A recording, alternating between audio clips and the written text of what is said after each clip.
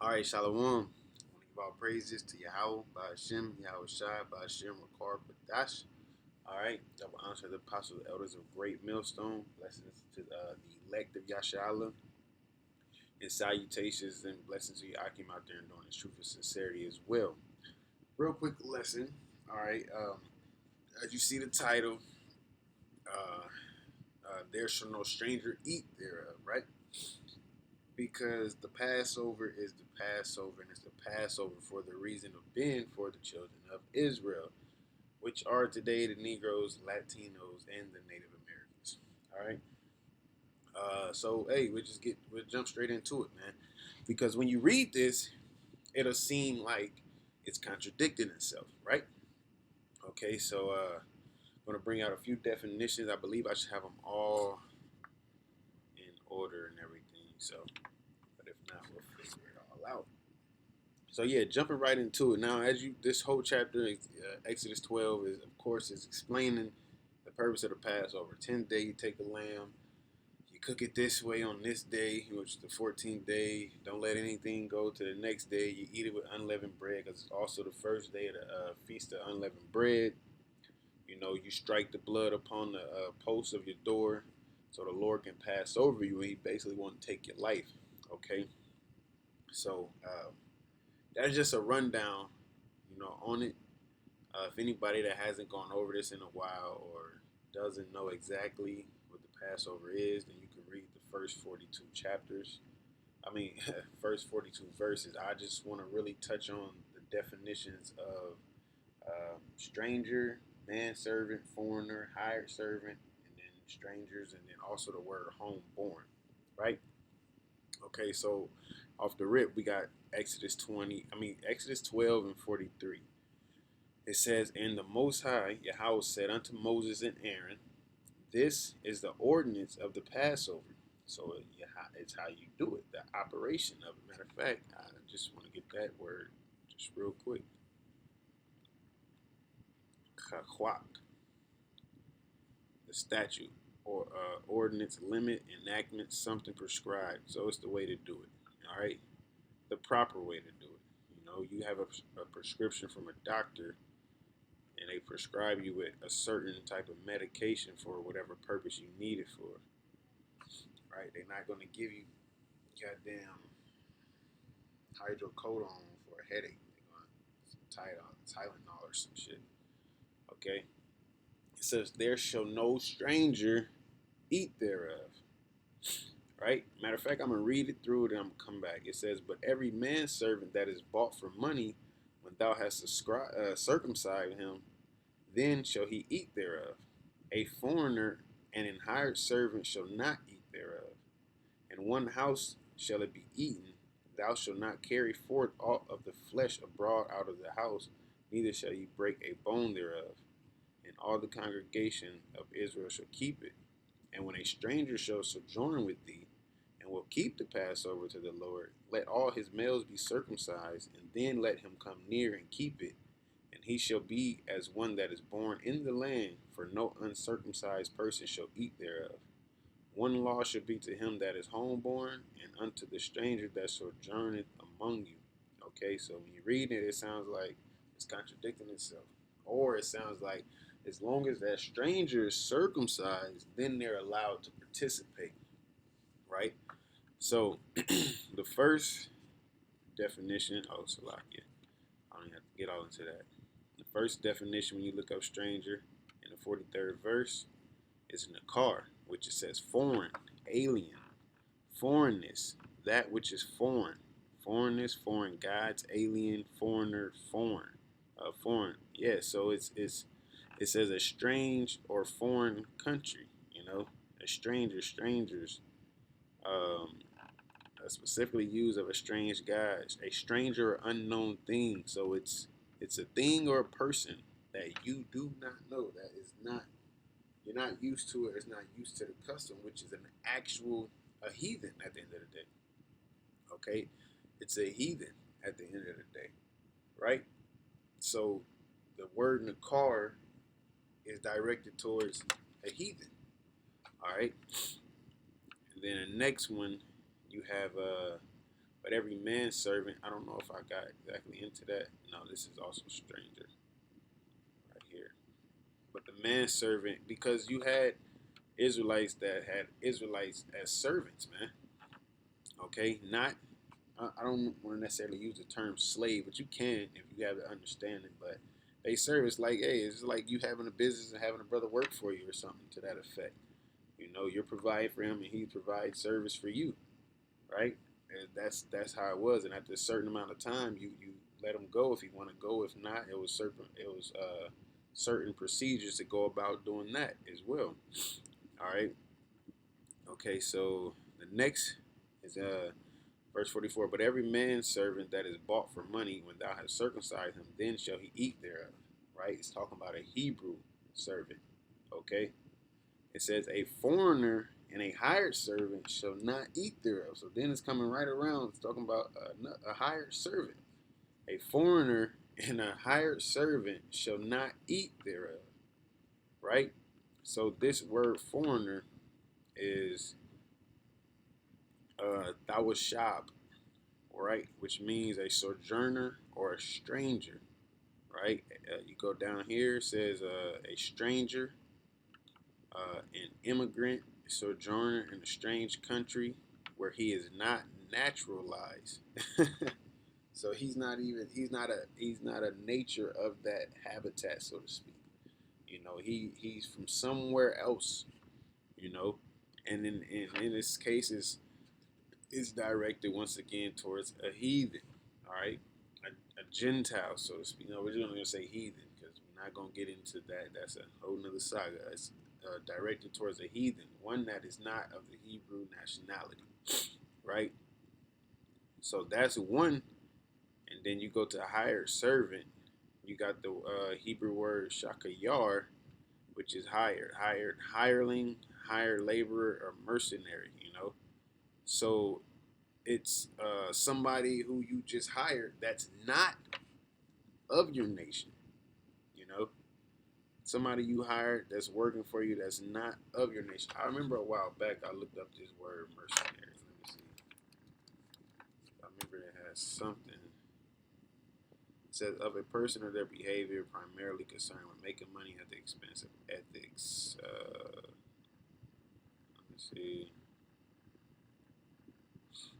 Yeah, I don't. Dang, I don't remember exactly. Oh yeah. Right here it says a professional soldier, a soldier hired to serve in a foreign army. Okay, so that's the mercenary. So there you have it again, a foreign army, an army that is not of your nationality. It's of somewhere else, something else. All right. So that's the Hebrew word shakiyar. Okay. And then we go to the next verse. So bam, we went into this. The stranger was in the car, a heathen. We went into manservant, which is talking about a Hebrew servant. Okay. We went into foreigner, which was that was shab, all right, which directed to a heathen. We went to hired servant, which was shakyar, which was directed to a heathen. So every time it's talking about the ones that's directed to a heathen, it's telling you that they cannot eat thereof, right? All right. So let's say, oh, people wanted to, well, it says stranger, and then it says manservant, then it says hired servant, then it says foreigner. Okay, let's continue to read. In one house shall it be eaten. Thou shalt not carry forth out of the flesh abroad out of the house, neither shall you break a bone thereof. All the congregation of Israel shall keep it. That is a commandment. It's telling. It didn't say it. It didn't even say all the world.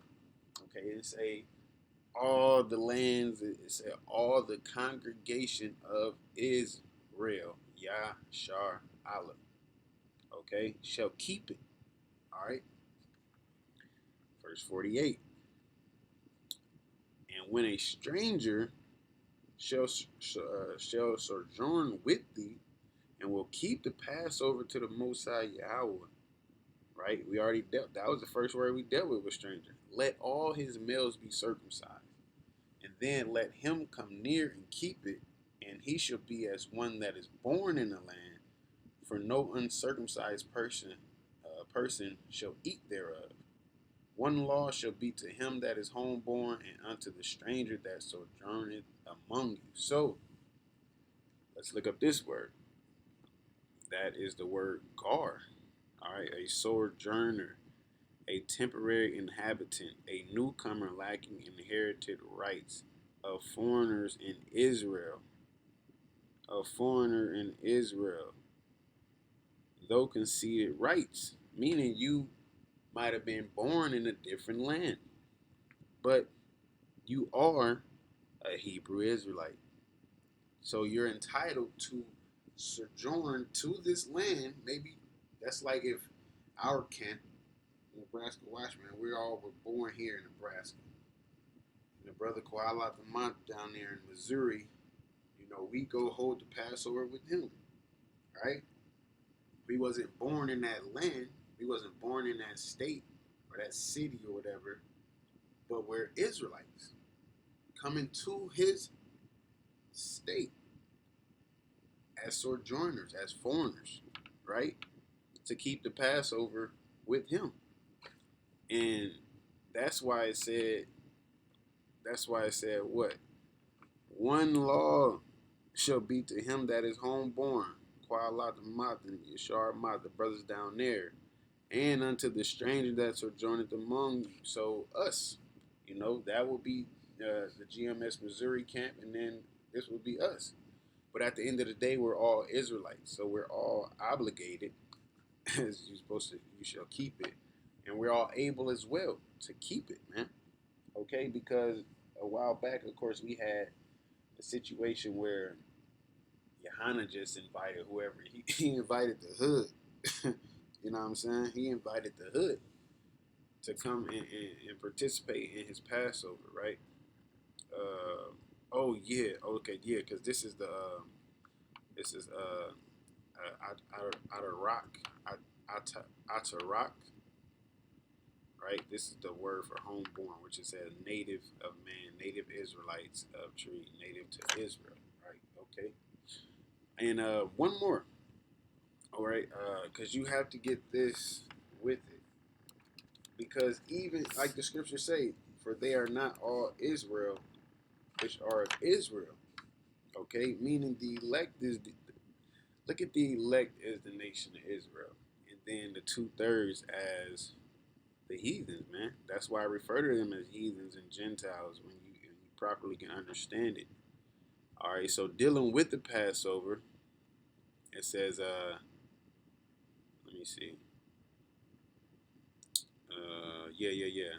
1 Corinthians 11:27. It says, wherefore whosoever shall eat this bread and drink this cup of the Lord unworthily shall be guilty of the body and the blood of the Lord. Right? So dealing with the Passover, you don't just invite anybody to your Passover. Okay? A brother that's just coming in the faith and stuff like that, if he ain't proved himself, he ain't been worthy, so to speak, then he's not allowed to come to the Passover. And just because you know the name, you know some scriptures, and you got some highlights, you know what I'm saying, doesn't mean you're allowed to certain Passovers. All right? That's just because you don't want to drink of that cup and eat of that bread unworthily. Okay? Let's continue to read. It says, but let a man examine himself, and so let him eat of that bread and drink of that cup. You got to examine yourself. Am I really prepared for this? Are you really ready to enter the mob, so to speak? You know what I'm saying? Because it's only one way out type deal. Okay, it says, for he that eateth and drinketh unworthily, eateth and drinketh damnation to himself, not discerning the Lord's body. So you're not even understanding the severity of the situation of what could happen to you, or the sincerity of what you're doing or want to be doing. That's why we tell people it's not a trend. This is not a fad. It's not a man's, what they be saying, a woman's hate man's club. This is real life, right? This is real life. It's serious.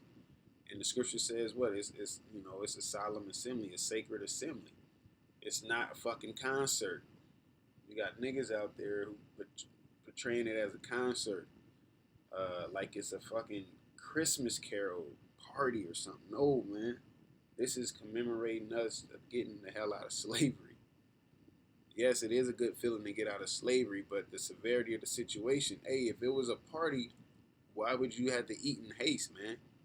Why would you have to eat with your shoes on and your spears and you know what I'm saying? You got to be ready to go at any time, man. Okay? Meaning they wasn't sitting there chilling, right? They had unleavened bread because they got pushed out of Egypt so fast, right? And they just cooked without it. All right, if it was a party, they would have just used, they would have found some leaven, man. Oh, we can't eat this, so we get some leaven. No, that's how the Lord wanted it to happen, man. So understand what y'all in, man. Lord willing, we do endure, and we keep continue to fight. For those straddling the fence, choose a side, man. All right, the Lord don't. He rather you be hot or be cold.